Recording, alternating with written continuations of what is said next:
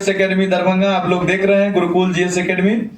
आप लोग जो है ना एक चैप्टर पढ़ेंगे सेल जो पढ़ते हैं तो सेल का जो खोज किया था रॉबर्ट हुक ने किया था। इन्होंने अविकसित माइक्रोस्कोप से जो है सेल को पहली बार देखा तो इनको जो है ना मधुमक्खी के छत्ता के समान आकृति पता चला था। इन्होंने सेल का खोज किया लेकिन वास्तव में वो जीवित कोशिका का खोज नहीं किया।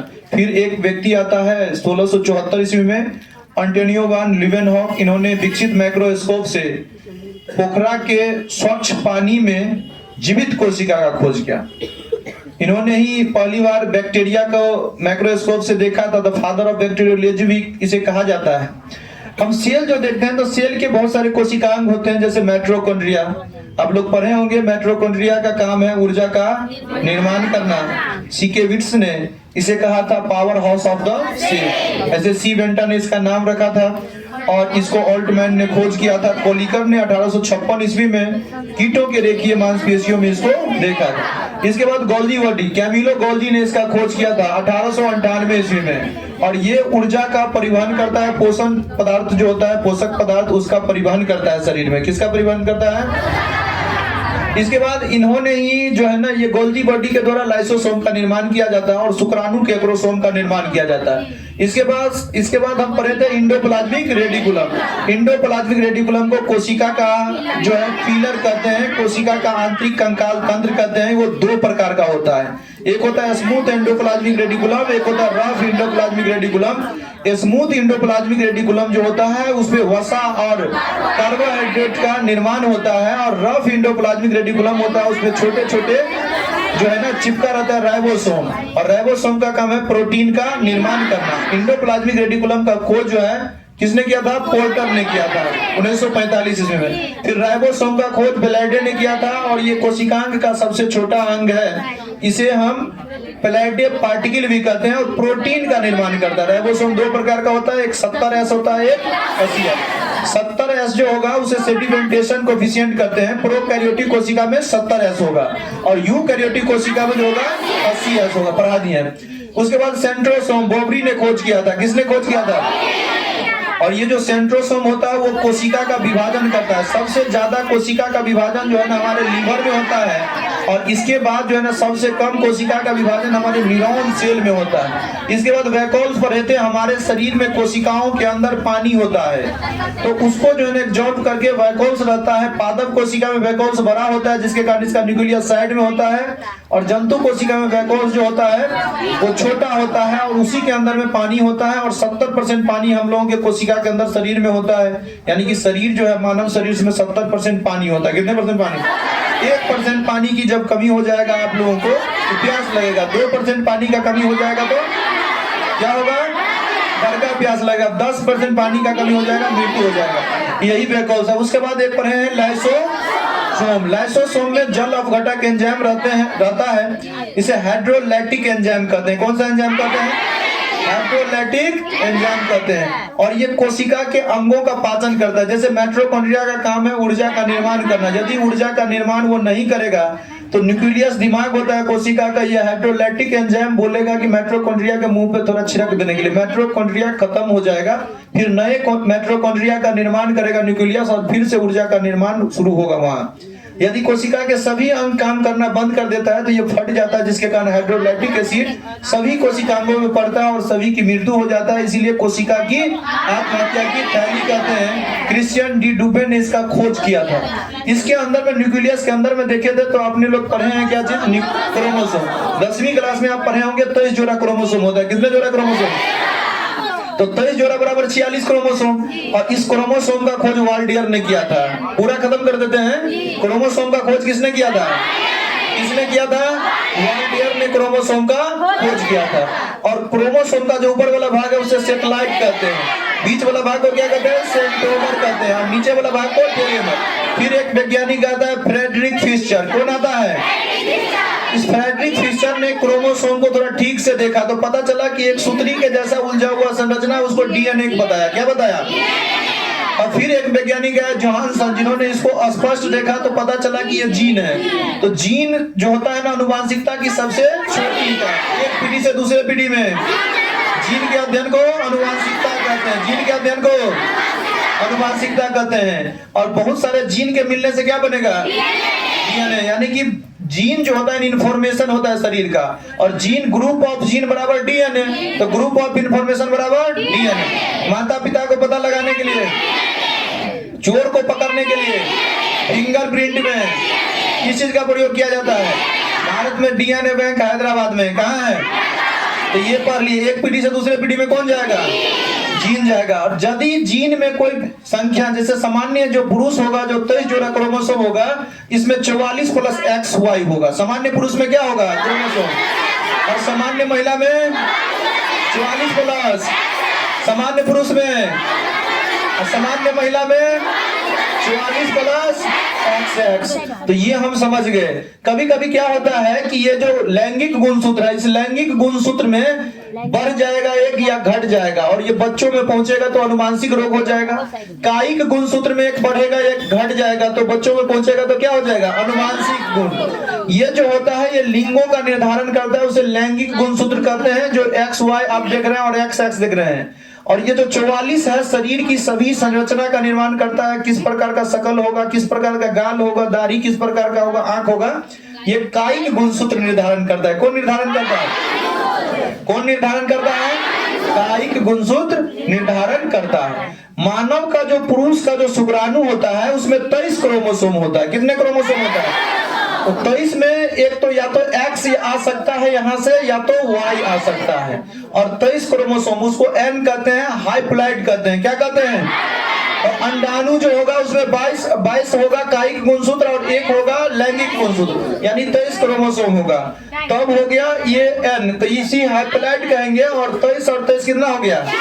23 46। तो यही तो अपने लोग 10वां में पढ़े थे, 2N 46। यानी कि 46 से ये आपको पता चल गया कि 22 दूना 44 2 46, माने 22 दूना 44 जो वो कायिक गुणसूत्र हुआ, शरीर के सभी बनावट संरचना का निर्धारण होगा। और 2 ठो जो होगा वो लैंगिक गुणसूत्र होगा। कैसा गुणसूत्र होगा? लैंगिक गुणसूत्र होगा। तो ये बात अपने लोग समझ लिए। अनुवांशिक रोग में देखेंगे तो 2 प्रकार का अनुवांशिक रोग। कितने प्रकार का? एक गुणसूत्र की संख्या में परिवर्तन हो जाएगा, माने ये 44 जो है ना और 2 46 है, 46 में को बढ़ जाएगा या घट जाएगा, तो इसे कहेंगे गुणसूत्र की संख्या में परिवर्तन। किस चीज में? अब कोई जैसे ये गुणसूत्र है, ये जीन से मिलकर के बना है, इस पे कोई खराब जीन आ जाएगा तो ये भी अनुवांशिक रोग है। कैसा रोग है? तो इसे कहेंगे गुणसूत्र की संरचना में परिवर्तन। किसमें परिवर्तन? गुणसूत्र की संख्या में जो परिवर्तन होगा। किसमें? गुणसूत्र की जो संख्या में जो परिवर्तन होगा वो 2 प्रकार का, एक कायिक गुणसूत्र की संख्या में परिवर्तन होगा, एक लैंगिक गुणसूत्र की संख्या में परिवर्तन होगा। किसमें किसमें? कायिक गुणसूत्र की संख्या में परिवर्तन, लैंगिक गुणसूत्र की संख्या में परिवर्तन। जैसे कि हम देखेंगे, देखो 44 कायिक गुणसूत्र माने शरीर की सभी संरचना विकसित, और XY माने पुरुष, उसमें एक X जो है ना लैंगिक गुणसूत्र आ गया। क्या आ गया? माने जो पुरुष होगा उसका सभी शारीरिक अंग विकसित होगा और उसमें एक महिला घुस जाएगा। क्या घुस जाएगा? तो इसे हम बोलेंगे क्लेनफेल्टर सिंड्रोम। क्या बोलेंगे? और ट्रेन में मिलेगा ओकरा हिजरा कहते हैं अपने लोग। क्या कहते हैं? वीडियो में यो रिकॉर्ड हो जाएगा, अंडर 36 बराबर छक्का। समझ गए ना? लैंगिक गुणसूत्र का ट्राइसोमी हो जाएगा। एक बढ़ता है तो उसे क्या कहते हैं? एक बढ़ेगा तो उसे क्या कहेंगे? एक बढ़ेगा तो 2 बढ़ेगा तो, माने ये गुणसूत्र में जो 46 होता है उसमें 1 बढ़ता है तो उसे क्या कहेंगे? 2 बढ़ेगा तो, और 1 घट जाएगा मोनोसोमी, 2 घट जाएगा मोनोसोमी, 2 घट जाएगा, 2 घट जाएगा तो ये बात आप लोग समझ गए। तो एक इसमें बढ़ा है लैंगिक गुणसूत्र, इसे बोलेंगे लैंगिक गुणसूत्र का। और एक होता है 44 प्लस X, एगो X अनुपस्थित होगा, माने महिला होगा, उसका लैंगिक गुणसूत्र जो होगा उसमें एक X क्या होगा? अनुपस्थित होगा। क्या होगा? एक X क्या होगा? इसे टर्नर सिंड्रोम बोलेंगे। कौन सा सिंड्रोम बोलेंगे? कौन सा सिंड्रोम बोलेंगे? लैंगिक गुणसूत्र का क्या कहलाएगा? मोनोसोमी। एगो क्या हो गया? कमी। लैंगिक गुणसूत्र का क्या होगा? इसे बांझ महिला कहते हैं, इसमें पीरियड नहीं आता है। लैंगिक गुणसूत्र का क्या हो जाएगा? यानी कि एगो 0 हो गया, माने एगो X आया, एगो X नहीं किया, एगो X आया, एगो X नहीं आया। इसे हम कौन सा सिंड्रोम कहेंगे? इसके बाद देखिए एक जैकब सिंड्रोम होता है, माने 44 शरीर की सभी बनावट होगा, और इसके बाद XY प्लस XY होगा, दो ठो XX आया है, XY आया है, तो लैंगिक गुणसूत्र का क्या हो गया, टेट्रासोमी।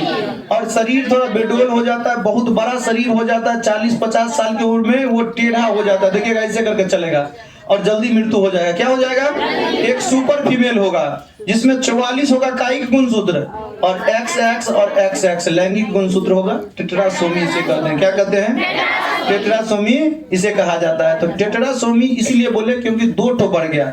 सुपर फीमेल देखने में बहुत सुंदर होगा, बहुत सारा लड़का को बर्बाद करेगा जी, ठीक है, ऐसा लक्षण होता है। चलो इधर देखो, गुणसूत्र की संरचना में परिवर्तन, तो एक कायिक गुणसूत्र की संरचना में परिवर्तन होगा, और लैंगिक गुणसूत्र एक यहाँ पे छूट गया, कायिक गुणसूत्र में जो है संख्या में परिवर्तन। देखो जैसे कि ये 44 गो पेयर है, कितने पेयर है, 23 गो पेयर है, उसमें से जो है ना दो ठो होगा लिंग निर्धारण करने के लिए, 22 को क्या होगा, 22 को जो होगा वो कायिक का। तो इसमें 21वें पेयर में एक वृद्धि हो जाएगा, इसे कहेंगे 21वें पेयर का ट्राइसोमी। इस बीमारी को बोलते हैं डाउन सिंड्रोम। क्या बोलते हैं, बहुत सारे सेट बनाते होंगे तो वहां पे ये मिलता होगा डाउन सिंड्रोम।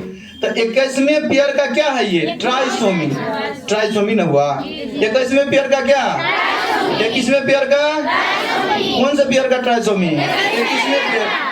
इसको मंगोल मूर्खता कहते हैं, मंगोल लोगों के समान मुंह गोल हो जाता है, क्या हो जाता है, और उंगली जो होता है ना छोटा होता है, जैसे जानवर का होता है उस प्रकार से, इसे मंगोल मूर्खता कहते हैं। तो किसको मंगोल मूर्खता बोले, 21 में। तो कौन सा बीमारी है, डाउन सिंड्रोम। एगो है एडवर्ड सिंड्रोम, कौन सा सिंड्रोम, 18वें पेयर का ट्राइसोमी, माने 18वां पेयर में एगो बढ़ जाएगा तो इसे कहेंगे ट्राइसोमी। एगो होगा पटायु सिंड्रोम, वो 13वें पेयर का ट्राइसोमी होगा। एडवर्ड सिंड्रोम में कौन सा पेयर, कौन सा पेयर, और पटायु सिंड्रोम में इसमें चेहरा गायब हो जाएगा, क्या हो जाएगा, चेहरा गायब हो जाएगा। इन दोनों बीमारी में क्या हो जाएगा, चेहरा गायब हो जाएगा। समझ गए कि नहीं समझ गए। अब इधर देखिए आप, यहाँ पे गुणसूत्र की संरचना में परिवर्तन, माने किसमें परिवर्तन, एक कायिक गुणसूत्र और एक लैंगिक गुणसूत्र, कायिक गुणसूत्र और, तो लैंगिक गुणसूत्र में देखेंगे तो ये अपने लोग देख रहे थे, एगो बढ़ रहा था एगो घट रहा था, 100 वाला देख लिए। अब यहाँ पे क्या हो रहा है कि गुणसूत्र पे कोई विकृत जीन आ गया है, क्या आ गया है, गुणसूत्र पे क्या आ गया है, विकृत जीन आ गया, क्या आ गया है। तो इसमें हम देखेंगे कि हीमोफीलिया नामक एक रोग होता है जिसको रॉयल डिजीज कहते हैं, रक्त का थक्का नहीं जमता। सबसे पहले ब्रिटेन के महारानी को हुआ था, तो वो लोग रॉयल है, माने बहुत उच्च वर्ग के लोग हैं, तो उसे रॉयल डिजीज कहा गया है। अभी ब्रिटेन के राजा चार्ल्स तृतीय है, तो रक्त का थक्का नहीं जमता। एक रोग होता है वर्णांधता, कौन सा रोग, इसमें प्राथमिक रंगों में पहचान नहीं कर पाता है, और इसी हरा कार्ड के द्वारा जो है ना क्या किया जाता है, इसको चेक किया जाता है। माने लाल वाला हरा दिखेगा, हरा वाला माने हरियर का फराक पहने रहेगा तो क्या दिखेगा, लाल, लाल फराक पहने रहेगा तो, समझ गया ना लड़का सब, हाँ समझ गया। तो समझ गए, ये जो रोग होगा ये एक्स संलग्न गुणसूत्र पे होता है। किस पे होता है, माने ये पुरुष वाला पे नहीं होते, ये एक्स वाला पे होते, जब भी होते तब कौन वाला पे होते, इसे हम क्या कहेंगे, एक्स संलग्न गुणसूत्र पे होगा। किस पे होगा, खराब जीन होते, कौन वाला, यानी विकृत जीन आता है, क्या आता है, महिला से पुरुष में प्रवेश कर जाता है। माने ई पहले डिफेक्टिव पीस में आएगा महिला, ई फैला देगा अपना बच्चा में, ओकरा बच्चा के शादी है कोनो महिला से, ओई के बाद वो फैलते रह जाएगा। समझे कि नहीं समझे।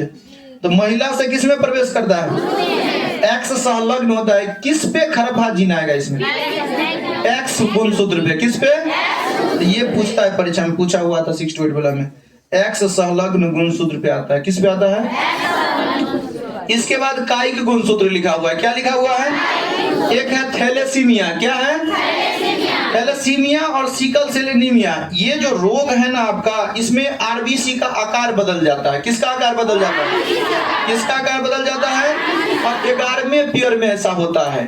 11वें पेयर में जब विकृत जीन आएगा तो आरबीसी का आकार क्या हो जाएगा, बदल जाएगा। आरबीसी का आकार क्या हो जाएगा, बदल जाएगा। उसके बाद क्रायोटूचेट है, क्या है, क्या है? क्राइडोचेट। और ये क्राइडोचेट भी एक बीमारी है जो कायिक गुणसूत्र पे विकृत जीन आ जाने से हो जाता है। शरीर थोड़ा छोटा छोटा जैसा दिखने लगता है। एल कैप्टेन्यूरिया क्या चीज है? एल कैप्टेन्यूरिया जो है ना, थर्ड पेयर जो होगा 44 में, ये जो 44 को है, इस 22वां नंबर का जो तीसरा पेयर होगा, इस पे कोई खराब जीन आ गया है, जिसके कारण एक बीमारी हुआ है जिसका नाम है एल कैप्टेन्यूरिया। इसमें क्या होता है कि लोगों का मूत्र जो होता है, पेशाब, वो काला हो जाता है वायु के संपर्क में आने से। जैसे कि ये बीमारी होगा 17-18 साल में, आपको पता चलेगा। जब आप बड़े होते रहेंगे तो जब वायु के संपर्क में उसका मूत्र आता है तो तुरंत काला हो जाता है। इस बीमारी का नाम है एल कैप्टेन्यूरिया। ये कायिक गुणसूत्र के जो तीसरे पेयर है उस पे विकृत जीन के आ जाने से ये रोग होता है। ये जन्मजात रोग है। तो पूछेगा इनमें से कौन सा रोग जन्मजात रोग नहीं है और कौन सा रोग जन्मजात रोग है? इसी में से हमेशा आएगा। आईएएस तक का बात कर रहे हैं और बहुत तेजी में बताया गया है, क्या कि सब पढ़ा दिए थे। सबका कहीं मुंह घुमा के दिखा दीजिए। सब आदमी मुस्कुराओ कि गुरुकुल में हो। हाँ,